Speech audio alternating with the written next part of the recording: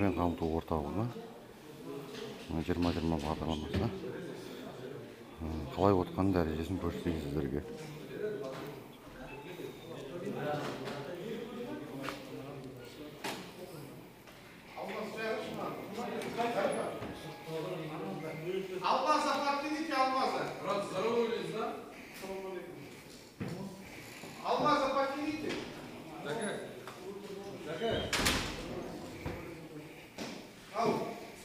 Сіздердің бетчиктеріңіз қайда? Карантин режимі неге сақталмай жатыр? Мен прямой эфирдемін. Мырзакен белсендісі болам. Сіздер бір жерге шұғылданып алып, неге ішкі тәртіптерге бағынбай жатсыздар?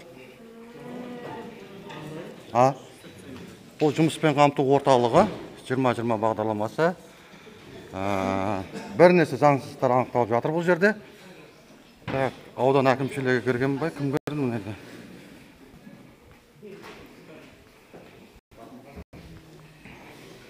Індетке байланысты сіздерде қаулысы сіздің қызметкерсіз ба? Қызмет барысында отсыз ба? Ішкі тәртіп қайда сіздерде? Бетчиктеріңіз қайда? Сіздердің неге ішкі тәртіптер сіздерде орын алмайды сіздерде? Соның бір халықтан талап етесіздер ғой сіздер, бетпердесіз кіруге рұқсат жоқ. Неге сондай заңсыздықтарға жол бересіздер сіздер?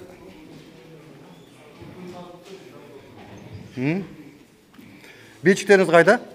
Бұл жерде қалай білем сіздердің қай маман екен, кім не істеп жатыр? Енді аты жөндеріңіз кім сіздердің? Қызметші.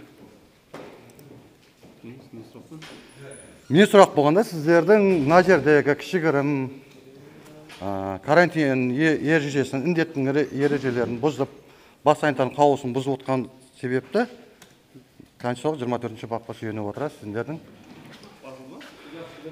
прямой эфирге шығып отырмын. Сіздердің бетчиктеріңіз білсек бола ма? Тағуалға негізі міндетсіз ба, міндетті емес па? Негізі заң жүзінде. Бұл сақсаңдаш, орындасаңдаш өзің тәртіп ережелеріңіз орындаңыздар. Формула деңгейлеріңізді дұрыс емес қой сіздердің, мына жігітке дұрыс отыр бұл кісі. Осы сияқты көйлектеріңіз қайда сіздердің формулаңыз? Үйлеріңізде отсыздар ма әлей? Қалаған уақыт неме формамен киіп келуге рұқсат берілді ма? Ондай тәртіп жоқ бірақ. Сіздерге арнайы бір деңгейде формамен отыру жүктелген.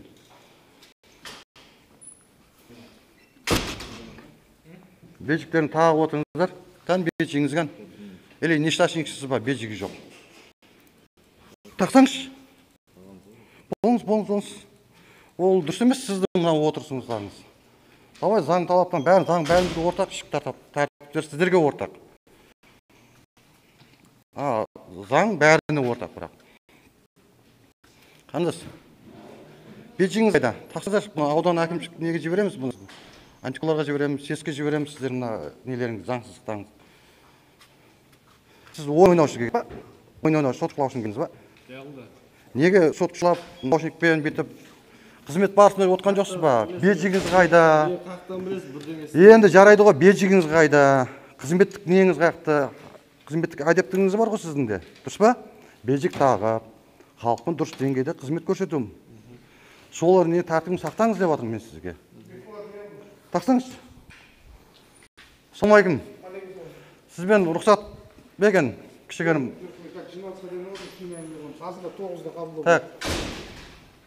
Директор орынбасары. Бұлар неге карантин режим сақтамай, бетчиктері жоқ қой. Бетчиген тағат, жөндетуге берген. Жоқ, мен жаңа жөндетуге бетчикті жаңартуға бергенбіз. Жаңартуға? Бар ма алдарында бетчик, барларын бар, жоқтан жөндетуге бергенбіз. Мамандар ауысқан. Жақсыбек деген сіз ғой? Мен бәрін.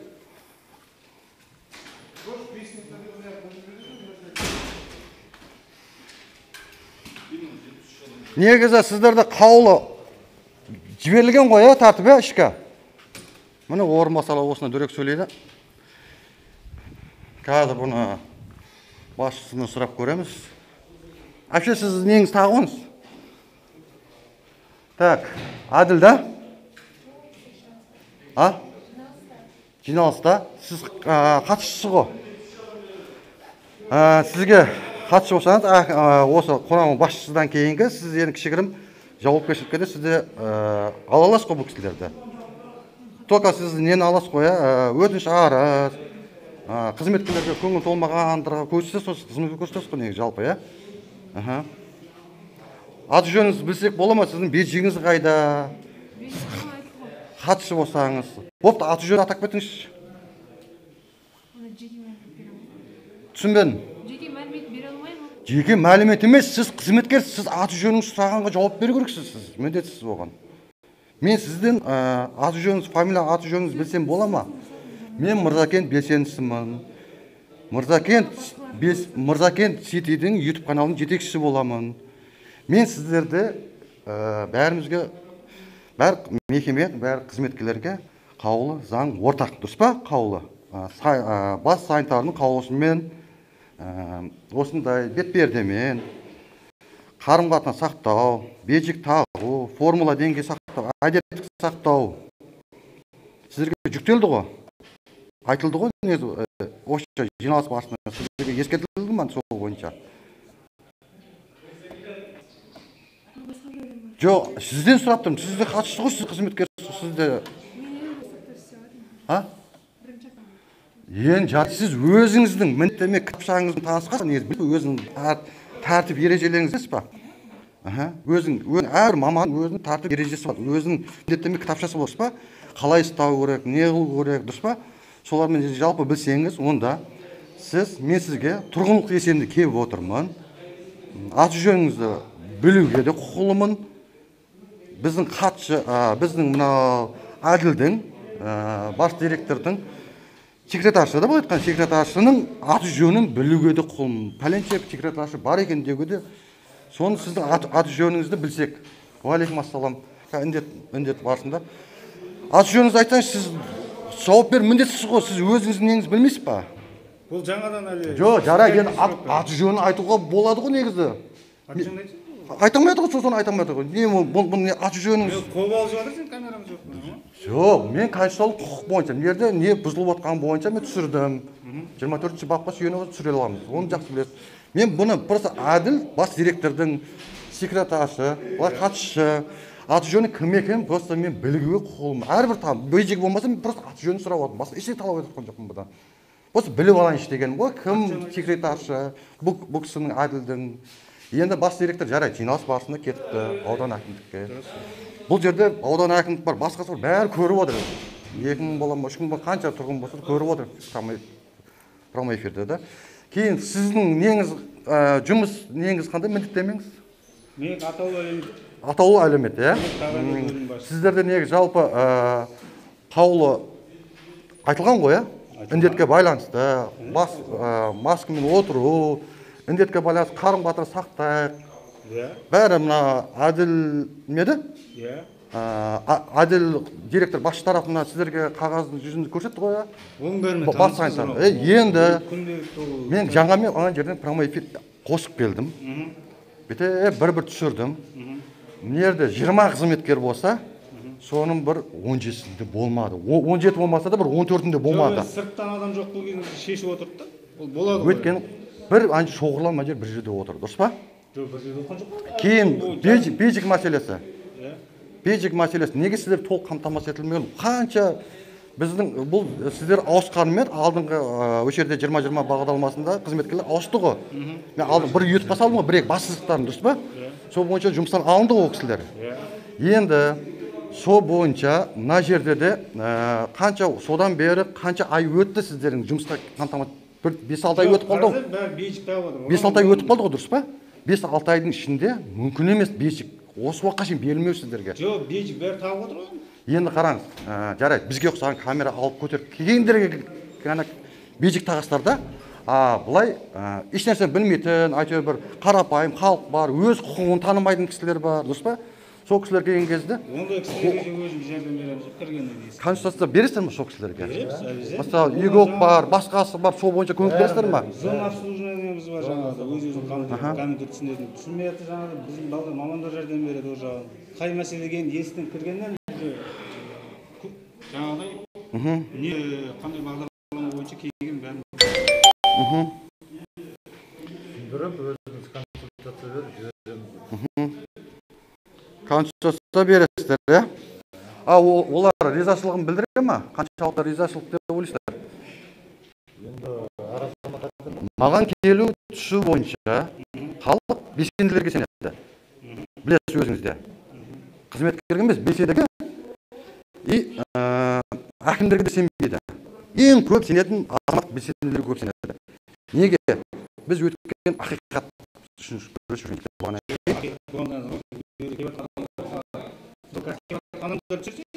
Сіздерді қараң, жүз болсы. Сіздің туннелдеріңіз қайда? Коврик қайда? Қан олар? Бар ма олар? Темір төсек, терекшіне құрылғыларын қайда? Оларды көрмей тұрмын. Бұл жерде сіздердің бөлінді ғой облыстан. Облыстан бөлінді ғой неге сіздерге? Дұрыс па? Бөлінді айтыңызшы. Неге басында болдым? Неге істемей жатыр? Нөмірация неге істемей жатыр? Талоновый. Техникалық ақаулар. Нөмірация талоновый неге істемей жатыр? Ақын аха.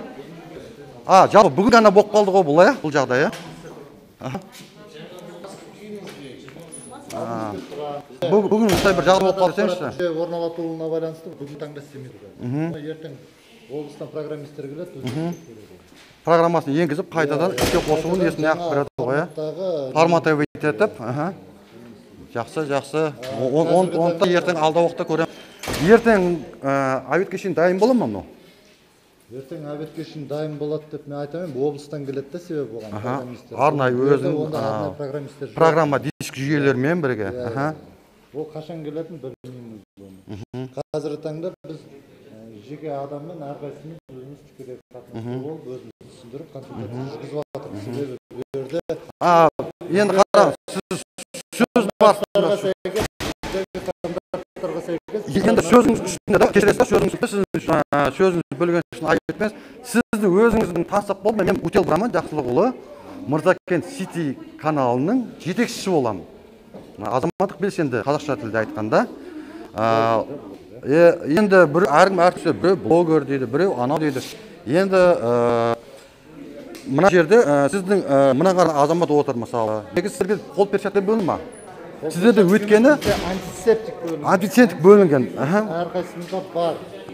Өнерде көріп тұрсыз, әрқайсының әр қолымыз. Антисептиктерді енді шығарып бастап жатыр. Мен жаңа бір түсіріп профилактика жүргізгенде. Жоқ, бұны есіміңіз кім еді? Нұрмұхамбет аға. Бұл мына жерде тұру керек. Ана жақта тұрмау керек та. Шығарылып тұру керек та жанында да. Дұрыс па? Сақтықтан қорлық жоқ. Өз еркісі шығар. Жоқ, дұрыс қой, әрбір құжатты алыс берсінде, бұл қауіпсіздік үшін антисептикпен біреуге кедергі жасайды мысалға бұл адамдарға. Мен мына кішкентай ғана антисептиктің несі құрылғысы мен мына столда кедергі жасайтынын мен байқап тұрған жоқпын. Төгіп алғанымызда қаншасын кім біледі. Енді ол енді ішкі сәл кем-кетік шығар, ол ішкі кем-кетік шығар, төгіп алу басқаларда. Сіздің аты жөн, фамилияңыз кім болады? Мамандығыңыз, должностьңыз қандай сіздің? Бөлім басшысы болады. Бөлім басшысы, әділден кейінгісіз ба? Директордан кейін? 5 бөлім басшысы бар. Бұл жерде, қандай атаулар бар сізде қазір? Жұмыспен қамту. Жұмыспен қамту. Атаулы әлеумет. АСП-ші? АСП-ші атаулы әлеумет. АСП не болып жатыр айтпақшы? Мен халықтың көкейінде жүрген... Маманның бөлім басшысымен сөйлестіңіз ғой? Қазір мен сізге бір сұрақ. АСП қазір қанша баладан қанша балаға шейін қазір нешастан нешасқа шейін алуға қазір бар? Мен сізге былай түсіндіріп кішігірім түсіндіріп өтсеңіз. Бұл жерде халық көп білсін деп жатқан ма? Әр бөлімнің бөлім басшысы бар. Басшысы бар, иә. Андес бөлім басшысымен сөйлестіңіз. Атаулы әлеуметтік көмек мысалға әр азаматтың жан басына бәріне беріледі. Әрбір өзінің өзгесі бар деңізші. Жоқ, барлық азаматтар алу құқылы. Иә, азаматтар. Мысалға егер табыс көзі жетіңкіремей жатса, өзінің арнайы ақпараттық жүйеге енгізілген электронды формуласы бар. Соған әр азаматтың өзін енгізсек, ол әкімшілік электронныйдың несі қандай? ИГОК па қайсымен негізі сіздерде? ЕХАЛФ деген ба? ЕХАЛФ деген ол әкімшілікте бірінші азаматтардың құжаттарын енгізеді. Әр азамат өзінің құжаттарын барып енгізеді. Бала шағасын, отбасының. Қанша отбасылыдан тұрады? Содан кейін олар ауылдық округтегі әкімшіліктегілер комиссия құрып, комиссиямен сол әр азаматтың үйіне барады. Сөйтіп отбасы жағдайын көреді. Сөйтіп беруге шешім шығарады да, бізге өзіміздің әр әкімшілік бойынша мамандар бөлінген. Сол мамандар құжаттарды қабылдайды. Сөйтіп өшірген мамандарға өткізеді. Или тікелей азаматтың өзі де келіп тапсыра алады.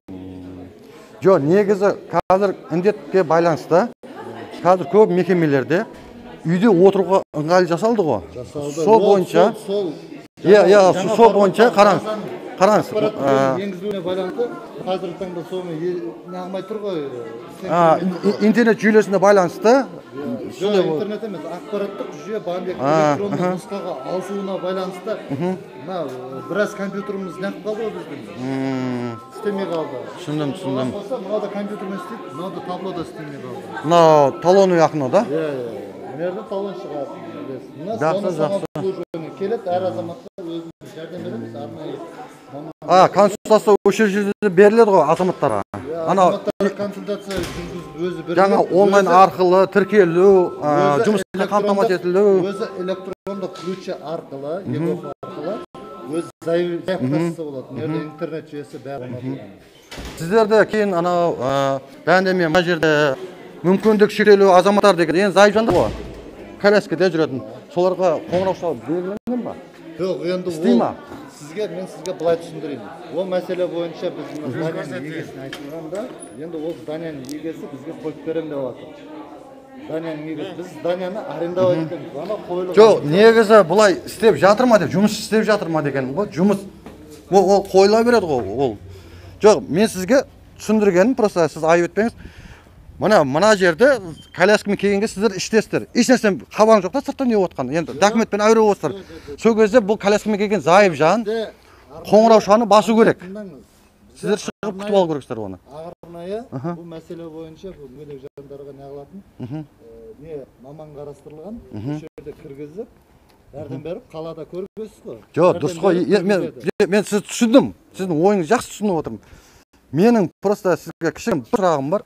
Егер сіздер бәрі іштесіздер, қолдарыңыз тияды документ істеп жатсыздар. Бір маман отырады ғой осы жерде. Жоқ, енді сізге примерно айтып жатырмын. Мысалы, болып қалады ғой кейде сондай ситуациялар. Аяқ астынан берден келеді бір кісі, азамат мына мүгедектік неге белгілеп қойғыздар мына жерге орын. Сол келген кезде бұл кісі енді көбісі анау көлік айдалатындар бар. Сол нәрсе қиналатындар бар. Олар қоңырау шанын басайын десе, жоқ. Бірақ ішке кірейін десе қиналады мына жерден. Сол кезде қалай ол кісі күтіп тұруға сонда күтіп тұру керек па бұл кісі? Біз сізге түсіндіріп айтайын. Ол мәселе бойынша бізде осы жерде арнайы маман болады. Немесе өзіміз біреуімізге мысалға ол енді табиғи нуждаға байланысты кететін болса, бізге біреуімізге айтады. Біз өзіміз соны подмет етіп өзіміз отырмыз. Подмет етіп па? Себебі өзіңіз білесіз, қазір мүмкіндігі шектеулі азаматтар үлкен көңіл бөлініп жатыр. Бірінші дәрежеде. Бірінші дәрежеде қамқорлық етіліп жатыр. Дұрыс. Ол кісілерге жағдай көрсету бойынша осында не қылады? Сіздерде мүгедек жандарға арналған арнайы автотұрақпен что-то көрмей жатырмын да бұл жерде. Арнайы табличкамен қамтамасыз етілмеген бұл жерде да, мысалы мына жерде көрмей жатырмын. Мынау бір бәле өзгертуге біздің құқымыз жоқ, біз зданияны арендауға. Өзгертуге болғанда да сіз құрама басшыларыңыз бар. Енді айттық қой енді, істеп береміз. Негізі облысқа жібергенсіздер ма? Облысқа жібермейміз ғой, біз облыс арқылы тексеру шақыртқанбыз. Жоқ, тексеріп, ғимараттың стандартқа сай қылуын талап етіп отырсыздар ол кісілерден. Сөйтіп осы зданияның егесіне Құдай қаласа бұл кісілер қойып береміз деп жатыр. Құдай қаласа, бұдан кейін жоқ, Құдай қаласа бұдан кейін де болатын шығар деп отырмын мен. Бұдан кейін де Құдай қаласа болып қалатын шығар. Ол болады, ол Құдай қаласа емес, ол болады. Мына қойып беріп отыр, қараңыз. Ол стандартқа сәйкес қойып былай есептеп. Сізге бау сөзіңізден да мынау қойып отқан бар ғой, мына қойған. Қойғанның үстінде навес болу керек. Білесіз ба? Навес болу керек. Мынау стандартқа сай. Мына стандартқа сай емес. Мына стандартқа ешқандай сай емес. Өйткені мына тым биік. Адам баласы қиналады бұдан коляска отқан кезде. Жоқ, енді мен сізге приблизительно келтіріп айтып жатырмын. Приблизительно келтіріп айтып жатырмын мен сізге. Неге стандартқа сай емес? Осының бәрі алдағы уақытта қаралады ғой, Қаралып жатыр, Уже қаралып жатыр ма? Шығып жатыр бұны. Біздің жерге Ана не үшін істелген? Ана екіншісі пандус. О, пандус мына жаққа істелген. Бұл басқа бізге қарамайды. Бұл қандай отделение? Бұл сіздердің жандарыңызда? Отделение емес, бұл жерде столовый ашық. Асхана, общий, жалпы асхана десеңіз. Жақсы, керек емес. Дұрыс. Жоқ, мен оны сіздердің не отқан себебім просто мына жерде бір кеңбеттер болса, соны біліп кетейінші дегенім ғой, қандай жағдай болып жатыр, не жағдай болып жатыр. Ол енді біз халық айтпаса. жоқ, дұрыс қой, ол халық айтпаса сол ғой бізде де. Сіздерде консультацияда көбінесе қандай тілде ақпарат алады? Қазақ тілінде ме? Қазақ тілінде көп сұрақ келеді. Орыстар болса да қазақша сөйлейді көбінесе. Орыс ақпарат. Ол өзінің сұрауы бойынша жүргіземіз оларға консультация. Қай тілде қаласа сол тілде өткізіп бересіздер. Түсінікті.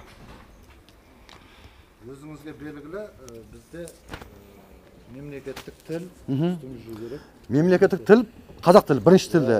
Кейін орыс тілде болады, шетел тілде болады. Орыс тілде болса, орыс тілде жауап береміз. Екі тілді мамандардың бәрі меңгерген ғой жалпы, иә? Әдемі, керемет.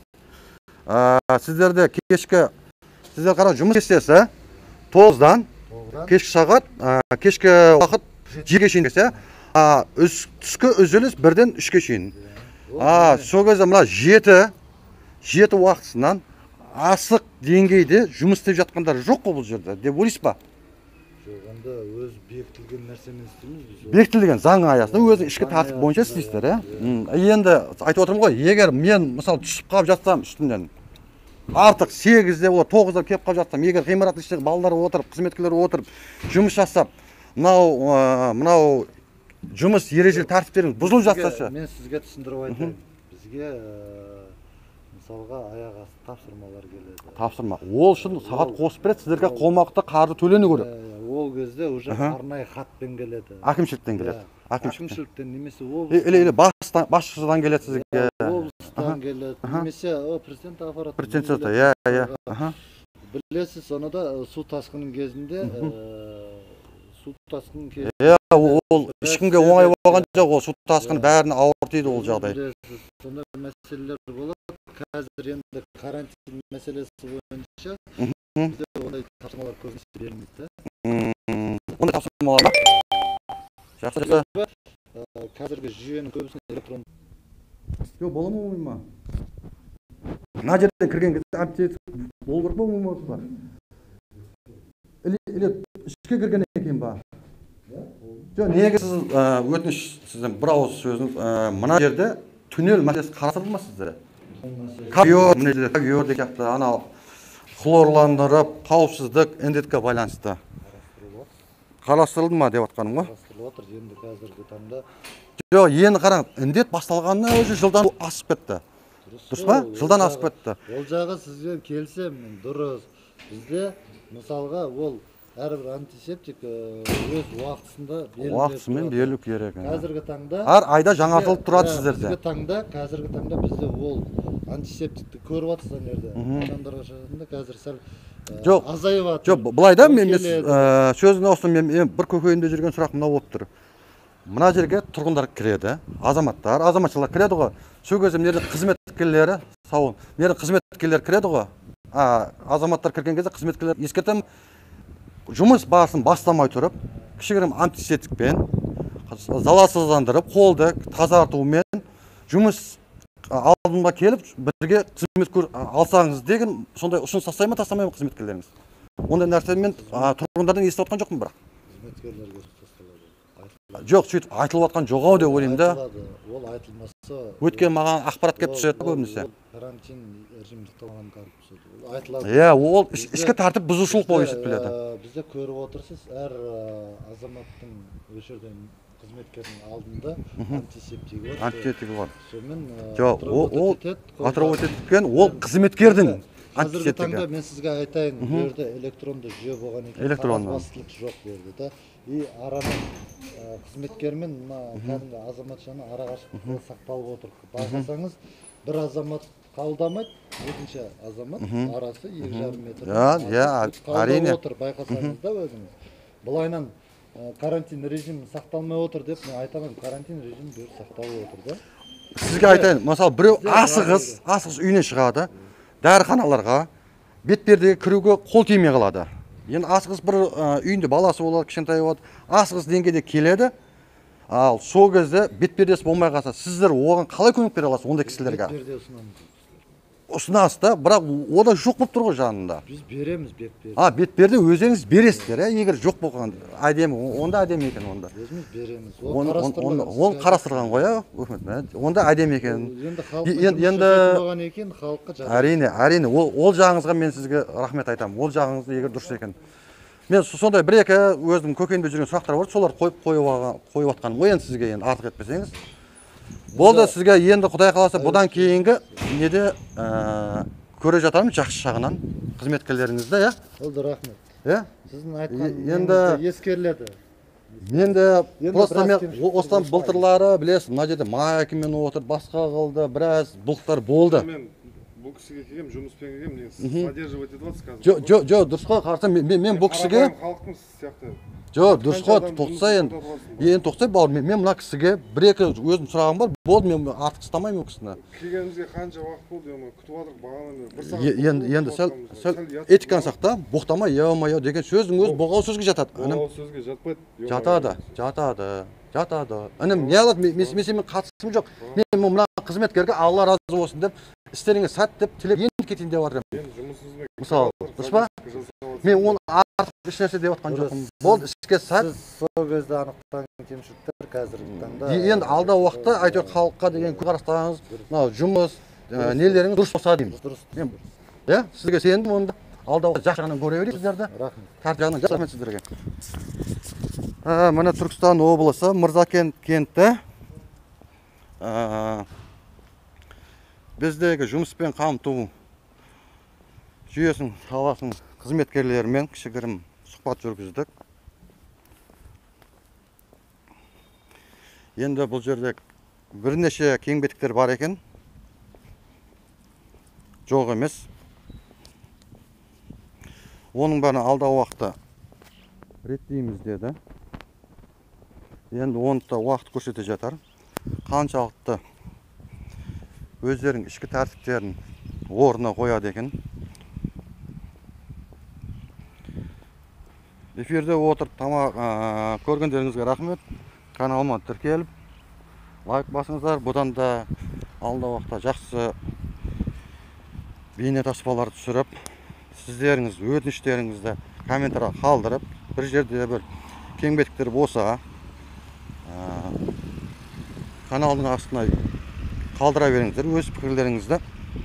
Мен соны сіздермен бірге болуға әрекет жасаймын. Рахмет сіздерге.